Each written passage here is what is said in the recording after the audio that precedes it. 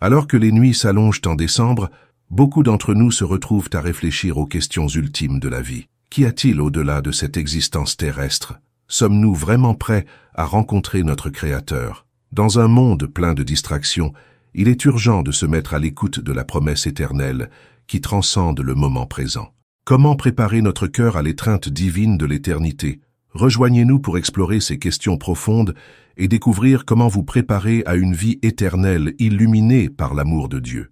Si vous avez trouvé cette exploration inspirante, aimez cette vidéo, abonnez-vous à notre chaîne et partagez-la avec des amis qui pourraient rechercher des conseils spirituels. Laissez un commentaire avec vos réflexions sur la préparation à la vie éternelle et sur l'impact de la promesse de rencontrer Dieu sur votre vie quotidienne. La promesse de la vie éternelle occupe une place centrale dans le cœur des croyants et est profondément enracinée dans les Écritures sacrées. Il ne s'agit pas simplement d'un concept lointain et abstrait, mais d'un espoir vivant qui donne un sens à notre existence quotidienne. Au cœur de cette promesse se trouve l'assurance de la vie au-delà de notre expérience temporelle, un don de grâce qui émane des profondeurs de l'amour et de la miséricorde de Dieu. Jean 3,16 est l'un des versets les plus cités concernant la vie éternelle et sert de pierre angulaire de la foi pour des millions de personnes, car Dieu a tant aimé le monde qu'il a donné son Fils unique, afin que quiconque croit en lui ne périsse pas, mais avoir la vie éternelle. Ce verset résume l'acte ultime de l'amour divin, offrant le salut et la vie éternelle par la foi en Jésus-Christ. Romains 6,23 éclaire davantage cette promesse. Car le salaire du péché, c'est la mort, mais le don de Dieu, c'est la vie éternelle en Jésus-Christ notre Seigneur. Cette écriture met en évidence la dichotomie entre les conséquences du péché et le don rédempteur offert par Dieu. La promesse de la vie éternelle n'est pas une récompense pour de bonnes actions, mais un don gracieux, donné gratuitement à ceux qui acceptent Jésus comme leur sauveur. Cette compréhension détourne notre attention de l'effort visant à gagner le salut par les œuvres vers l'adoption de la foi comme chemin vers l'éternité. L'importance de cette promesse ne peut être surestimée. Il fournit un point d'ancrage au milieu des tempêtes turbulentes de la vie, offrant espoir et assurance face aux défis et aux incertitudes. Pour les croyants, la promesse de la vie éternelle rappelle que les luttes terrestres sont temporaires et qu'un avenir glorieux les attend au-delà de cette vie. C'est une lueur d'espoir qui nous guide à travers les épreuves, sachant que la victoire ultime est assurée par le Christ. Cette promesse révèle également la nature aimante et miséricordieuse de Dieu, qui, malgré les défauts et les insuffisances de l'humanité, étend la possibilité d'une joie éternelle et d'une communion avec lui. C'est un témoignage du désir incessant de Dieu d'entretenir une relation avec sa création, invitant chacun de nous à participer à la nature divine et à expérimenter la vie dans sa plénitude. Comprendre cette promesse transforme notre façon de vivre chaque jour. Cela nous donne un but, nous encourageant à vivre d'une manière qui correspond à notre destinée éternelle. Savoir que nos vies ne se terminent pas par la mort physique nous donne une nouvelle perspective sur la façon dont nous abordons les moments éphémères qui nous sont offerts. Cela nous appelle à donner la priorité à la croissance spirituelle, à favoriser des relations significatives et à vivre avec intégrité et compassion. De plus, la promesse de la vie éternelle est une puissante motivation pour partager notre foi avec les autres. Cela enflamme en nous une passion pour diffuser le message d'espoir à un monde qui a besoin de réconfort et d'amour. En incarnant les vérités de la vie éternelle dans nos actions et nos paroles, nous participons à la mission de Dieu d'apporter la lumière de son amour aux quatre coins de la terre. Dans notre voyage vers l'éternité, cette promesse constitue une vérité fondamentale, nous guidant dans notre navigation dans les complexités de la vie. Ce n'est pas seulement un espoir lointain, mais une réalité présente qui nous appelle à vivre intentionnellement, avec le cœur tourné vers les choses d'en haut. À mesure que nous saisissons la plénitude de cette promesse, nous sommes mieux préparés à accepter le rôle du Saint-Esprit dans notre voyage, nous guidant et nous soutenant sur le chemin de la rencontre avec Dieu. Ce voyage, enrichi par la présence du Saint-Esprit, devient une profonde expérience de croissance et de transformation, alignant plus étroitement nos vies sur la volonté divine de Dieu. Dans notre voyage spirituel se dévoile le rôle profond du Saint-Esprit, un compagnon dont la présence est vitale pour préparer nos cœurs à la promesse de la vie éternelle. Contrairement aux murmures abstraits d'une espérance lointaine, le Saint-Esprit insuffle la vie dans notre foi, rendant l'invisible visible et l'intangible tangible alors que nous nous aventurons vers l'éternité. Le Saint-Esprit est notre guide, notre convaincant et notre consolateur, une triade d'intervention divine qui comble la fragilité humaine avec la force insondable de Dieu. Comme l'explique Jean 14, 26, « Mais le conseiller, le Saint-Esprit, que le Père enverra en mon nom, vous enseignera toutes choses et vous rappellera tout ce que je vous ai dit. » En cela, nous trouvons l'Esprit comme enseignant et guide, nous ramenant doucement aux promesses de Dieu lorsque le bruit du monde cherche à nous submerger. Grâce à ce tutorat divin, notre conscience du chemin de Dieu s'approfondit et nous sommes dotés de la sagesse nécessaire pour discerner ces vérités au milieu des clameurs de la vie. Le Saint-Esprit nous convainc d'une manière qui transcende la culpabilité et inspire la transformation. Romains 8, 26, 27 illustre magnifiquement ce rôle. De la même manière, l'Esprit nous aide dans notre faiblesse. Nous ne savons pas pourquoi nous devons prier, mais l'Esprit lui-même intercède pour nous par des gémissements muets, recherche nos cœurs, connaît la pensée de l'Esprit parce que l'Esprit intercède pour le peuple de Dieu conformément à la volonté de Dieu. Ici, l'intercession du Saint-Esprit dépasse nos limites, s'adressant au Père avec une profondeur et une clarté que nos paroles ne pourraient jamais saisir. Cette communion divine nous insuffle le courage d'affronter nos défauts, transformant la conviction en un conduit de grâce et de croissance. De plus, l'Esprit offre un réconfort, un baume divin qui adoucit les aspérités du parcours de la vie. Cela nous rassure avec la vérité inébranlable de l'amour de Dieu et la promesse d'un avenir en sa présence. Ce confort n'est pas passif. Cela nous encourage activement à affronter les épreuves avec la certitude que nous ne sommes pas seuls, renforçant ainsi notre foi et notre détermination. Considérez les innombrables moments où la présence du Saint-Esprit a subtilement transformé des vies. Un cœur lourd de choix chargés trouve la paix grâce à une pensée inattendue de clarté pendant la prière. Une voix apaisée par le bruit de la vie se met à chanter, louant le Seigneur avec une joie renouvelée après une réflexion méditative. Ces exemples ne sont pas des accidents, mais des preuves de l'œuvre de l'Esprit, dévoilant une conscience spirituelle plus profonde. Embrasser la direction du Saint-Esprit nous appelle à pratiquer une réceptivité active.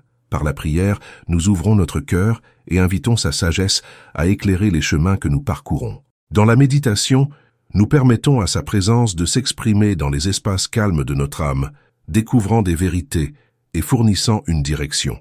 S'engager avec le Saint-Esprit signifie rechercher son influence non seulement dans les moments de doute et d'inconfort, mais aussi dans les rythmes quotidiens. Pendant que vous protégez votre âme pour la rencontre éternelle avec Dieu, laissez le Saint-Esprit être votre avocat et votre conseiller. Chaque jour, invitez-le à renouveler votre esprit, à corriger votre parcours et à fortifier votre foi. En reconnaissant son rôle dans votre vie, vous cultivez une préparation qui transcende la préparation terrestre, ouvrant la voie à une existence profondément spirituelle. Grâce à l'Esprit, non seulement vous anticipez la vie éternelle, mais vous expérimentez ses débuts à chaque étape de votre voyage. Vivre une vie de foi et de dévotion est la préparation vibrante du cœur à la rencontre avec Dieu. Ce chemin n'est pas constitué de grands gestes, mais du rythme fidèle de pratiques quotidiennes qui nourrissent l'âme, la rapprochant du divin. Au cœur de cette vie se trouvent des disciplines telles que la prière, la lecture des Écritures et le culte communautaire, qui servent de conduit pour approfondir notre relation avec Dieu. La prière est la bouée de sauvetage de la foi. C'est la conversation intime avec notre Créateur, où l'honnêteté et la vulnérabilité persistante ouvrent nos cœurs à la sagesse et à l'amour de Dieu. Par la prière, nous apprenons à écouter, pas seulement à parler. Dans les moments calmes de réflexion, nous invitons la voix de Dieu à nous guider, en concentrant notre esprit sur les vérités célestes plutôt que sur les clameurs du monde. L'apôtre Paul nous rappelle dans 1 Thessaloniciens 5, 16, 18 de prier sans cesse, transformant nos vies en un sanctuaire perpétuel de gratitude et de révérence. La lecture des Écritures fournit une base solide, nous permettant de comprendre les promesses et les commandements de Dieu. C'est à travers sa parole que Dieu révèle son caractère et notre place dans son récit divin. La Bible regorge d'histoires de foi, depuis le voyage d'Abraham vers l'inconnu jusqu'à la fermeté de Moïse au milieu de l'adversité. Hébreux 11, souvent appelé « temple de la renommée de la foi », illustre le pouvoir de la foi en action. Ces histoires nous encouragent à vivre avec un objectif qui transcende l'immédiateté de la vie, nous ancrant dans la certitude des promesses immuables de Dieu. La participation au culte, à la fois individuelle et communautaire, rassemble les fils de la prière et des Écritures en une tapisserie de dévotion sincère. L'adoration est l'expression extérieure de la foi intérieure, une chance de nous aligner sur l'armée céleste, en louant Dieu. Dans Hébreux 10, 24-25, nous sommes encouragés à ne pas abandonner le rassemblement, car dans la communauté nous trouvons la force et l'encouragement pour continuer le chemin de la foi. L'histoire présente d'innombrables saints qui illustrent des vies de foi et de dévotion inébranlables. Considérez saint François d'Assise, qui a abandonné la richesse pour une vie d'humilité et de service, recherchant constamment la présence de Dieu dans la simplicité et la prière. Dans les temps modernes, des personnalités comme Mère Teresa nous rappellent que la dévotion brille véritablement à travers des actes d'amour et de compassion fondés sur la prière et une rencontre profonde avec le Christ. Réfléchir à nos pratiques spirituelles actuelles devient essentiel lorsque nous méditons sur ces exemples. Nos journées sont-elles marquées par des moments sincères de recherche de Dieu?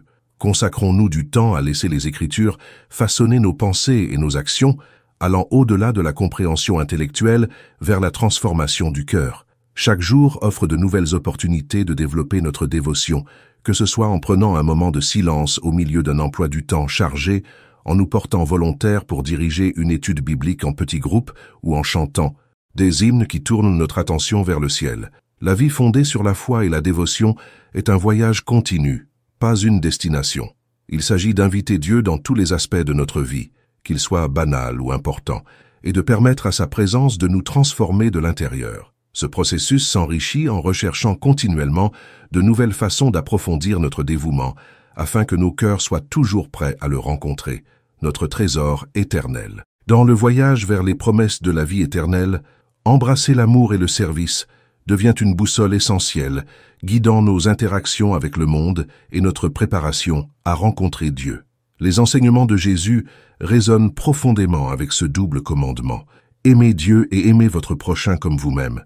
De tels enseignements prennent vie de manière frappante dans des passages comme Matthieu 25, 34-40, où Jésus illustre comment servir les autres est synonyme de le servir. Lorsque nous donnons à ceux qui ont faim, accueillons l'étranger, habillons ceux qui sont nus ou visitons les malades et les emprisonnés, nous entrons dans l'essence de l'amour divin, faisant écho aux actions authentiques du royaume de Dieu. L'amour tel que décrit dans 1 Corinthiens 13 englobe la patience, la bonté et la joie dans la vérité, mais c'est aussi plus qu'un sentiment. C'est un choix conscient de faire passer les autres avant nous-mêmes, une action. Une perspective éternelle d'amour et de service implique une volonté toujours présente de refléter la bonté et la compassion de Dieu.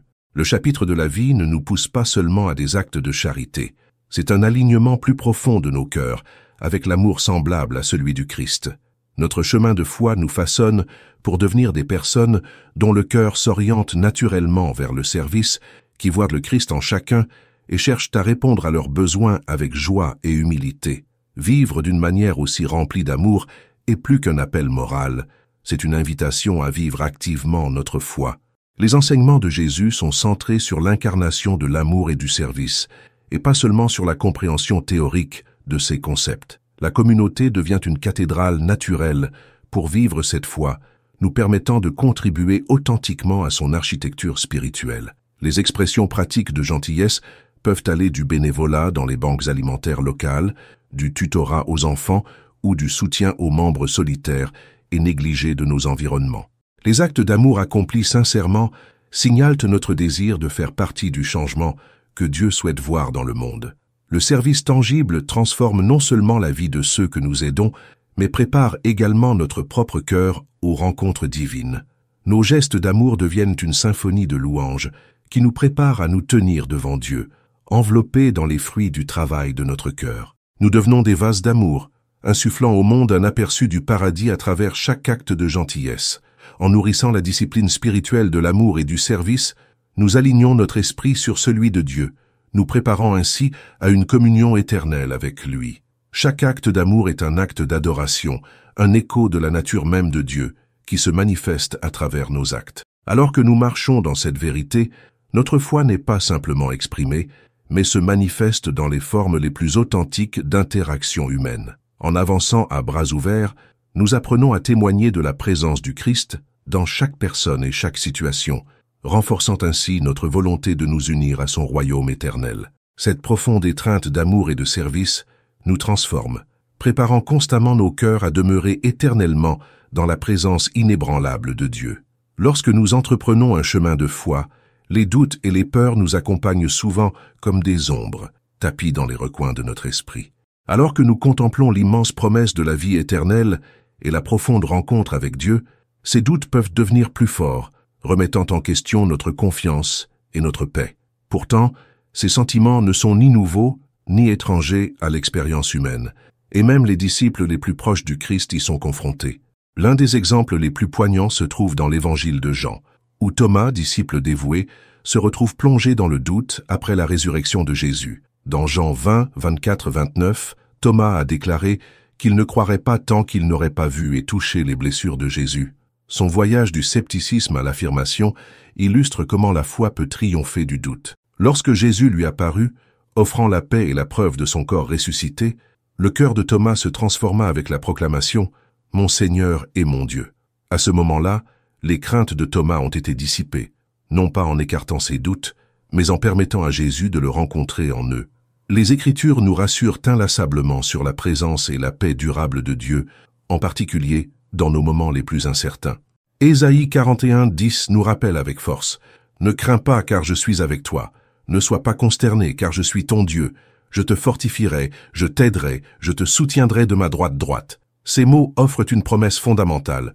Nous ne sommes jamais seuls dans nos peurs. Le Créateur est notre soutien indéfectible. De plus, Philippiens 4:6-7 nous encourage à présenter nos inquiétudes devant Dieu par la prière et la supplication avec action de grâce, promettant une paix qui transcende l'entendement pour garder nos cœurs et nos esprits en Jésus-Christ. Pourtant, comment pouvons-nous activement surmonter nos doutes spirituels? Le chemin pour surmonter la peur n'est pas celui que nous sommes appelés à parcourir seuls. La première étape consiste à s'engager dans une prière sincère, un dialogue franc avec Dieu, où nous mettons à nu nos incertitudes et demandons conseil. La prière ouvre nos cœurs pour recevoir la sérénité et l'assurance divine. De plus, s'entourer d'une communauté pleine de foi est une source d'encouragement. Les expériences partagées, les témoignages d'autres personnes qui ont fait face à des luttes similaires et le culte collectif peuvent tous nourrir notre foi. Proverbe 27:17 nous le rappelle. Comme le fer aiguise le fer, ainsi un homme en aiguise un autre. Nos voyages spirituels sont fortifiés par une telle communion. Enfin, les conseils de mentors spirituels, ceux qui ont marché plus longtemps sur le chemin de la foi, peuvent offrir sagesse et perspective. Ils peuvent éclairer les chemins à travers nos doutes en rappelant les promesses de Dieu et en démontrant comment ils ont été témoins de sa fidélité. Nous sommes invités à affronter l'incertitude de notre voyage avec courage, en faisant confiance aux promesses de Dieu. Tout comme Thomas est passé du doute à la croyance en rencontrant Jésus, nous pouvons nous aussi trouver une transformation à travers nos expériences personnelles avec lui. Avançons non pas avec un esprit de timidité, mais avec l'audace et l'assurance que, par la foi, tout doute est une porte vers une révélation plus profonde de l'amour et de la présence éternelle de Dieu.